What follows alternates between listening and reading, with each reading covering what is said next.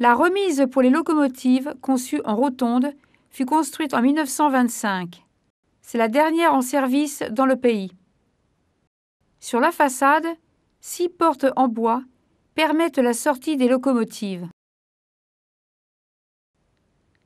On aperçoit le château d'eau qui rappelle le besoin important en eau pour les trains à vapeur. Les cheminées situées sur le toit sont destinées à évacuer la fumée des locomotives. Au début du XXe siècle, plus de 200 cheminots habitaient à Mariembourg. La gare de Mariembourg est de style néoclassique.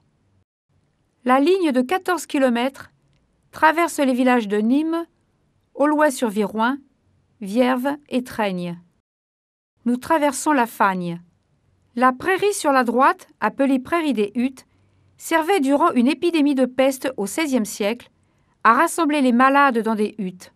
Les cadavres étaient brûlés également sur place. La gare de Nîmes date de 1868. Elle est construite en pierre grise du pays.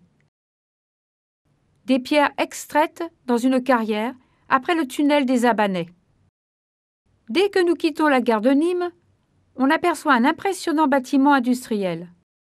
Il s'agit d'une ancienne tannerie. Passé la carrière, nous arrivons à la gare d'Aullois-sur-Viroin. Elle fut construite en 1901. Elle possède une élégante verrière. C'est ici que furent tournées plusieurs scènes pour les téléfilms de Maigret. D'Aullois-sur-Viroin, le train arrive à Vierves. Vierves et son château. La gare de Vierves fut une gare frontière durant de nombreuses années.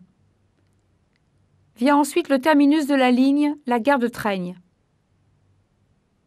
En 1902, Traignes fut une gare frontière.